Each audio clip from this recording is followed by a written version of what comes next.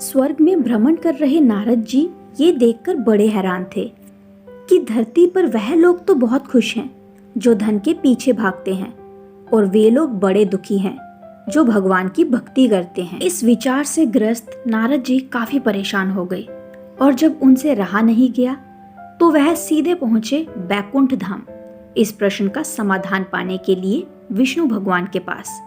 नारद जी जैसे ही विष्णु भगवान जी के धाम पहुंचे, भगवान विष्णु उनके मन की बात पहले से जानते थे।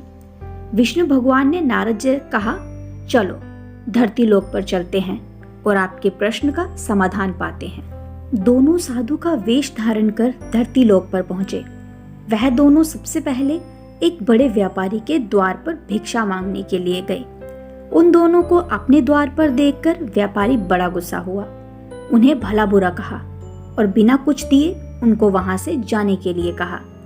जाते जाते साधु के रूप में भगवान विष्णु ने उसे आशीर्वाद दिया कि तुम्हें और भी ज्यादा धन मिले। नारद जी को ये देखकर बड़ा आश्चर्य हुआ, लेकिन वह कुछ नहीं बोले और भगवान विष्णु के साथ चलते रहे। थोड़ी देर बाद वह एक बूढ़ी माँ की कुटिया पर पहुंचे। वह गरीब बूढ़ी एक छोटी सी कुटिया में रहती थी। उसके यहाँ जाकर जब दोनों साधुओं ने भिक्षा मांगी तो बूढ़ी माँ बोली, मेरे पास तो आप लोगों को देने के लिए ज्यादा कुछ है नहीं, लेकिन हाँ, मेरे पास एक गाय है जो दूध देती है। अगर आप चाहो तो मैं उस गाय का दूध धोकर लाती हूँ। आप दोनों के लिए उसे पीकर अपनी भूख शांत कर सकते हैं। साधुओं के हाँ कहने पर बूढ़ी माँ ने दोनों के लिए दूध का इंतजाम किया।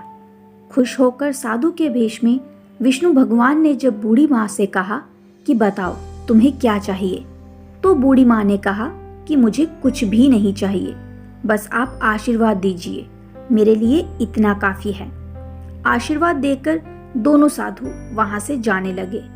तब जाते जाते विष्णु भगवान ने बूढ़ी से कहा कि तुम्हारी गाय कुछ ही दिनों में मरने वाली है। वहां से थोड़ा आगे जाने पर नारद जी बड़े परेशान हो गए और विष्णु भगवान से बोले, ये कैसा न्याय है भगवान आपका?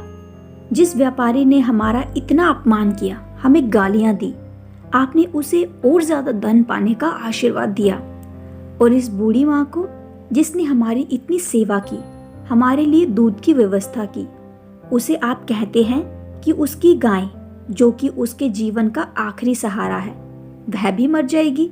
ऐसा क्यों? नारद जी के सवालों को शांत करने के लिए भगवान जी ने चेहरे पर मुस्कुराहट के साथ कहा कि मैंने उस व्यापारी को जो आशीर्वाद दिया, दरअसल वो उसके लिए शाप था। उस व्यापारी का मन पूरी तरह से धन कमाने में फंसा हुआ है, और अगर उसे और ज्यादा धन मिलेगा तो वह आखिरी समय तक उसी धन के पीछे भागता रहेगा और अगले जन्म में सांप बनकर उसके पास कुंडली मारकर बैठा रहेगा। और रही बात उस बूढ़ी माँ की, तो बूढ़ी माँ का पूरा ध्यान अच्छे कामों में और भगवान भक्ति में था। हाँ, सिर्फ थोड़ा सा मन उसका उस गाय में अटका हुआ था, और वह अपने आखिरी समय में उस गाय के मुंह में ये चिंता करती रहती कि उसके जाने के बाद इस गाय का क्या होगा, क्या कोई उसे हानि पहुंचाएगा या मार डालेगा, और वह पूरी तरह से मुक्त नहीं हो पाएगी। बस यही कारण था कि मैं चाहता हूँ कि आखिरी समय में उसका ध्यान पूरी तरह मेरी तरफ रहे, ना कि इस गाय की तरफ।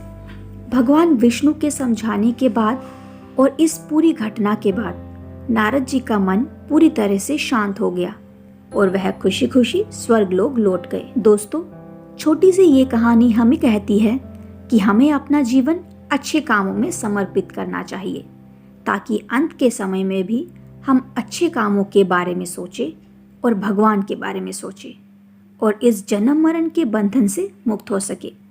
तो आपको ये छोटी सी कहानी कैसी लगी, आप कमेंट सेक्शन में हमें ज़रूर बताइएगा, और कहानी पसंद आए तो कहानी को लाइक कीजिए, ज़्यादा से ज़्यादा अपने दोस्तों के साथ शेयर कीजिए, और हाँ, जाते जाते चैनल को सब्सक्राइब कर दीजिए।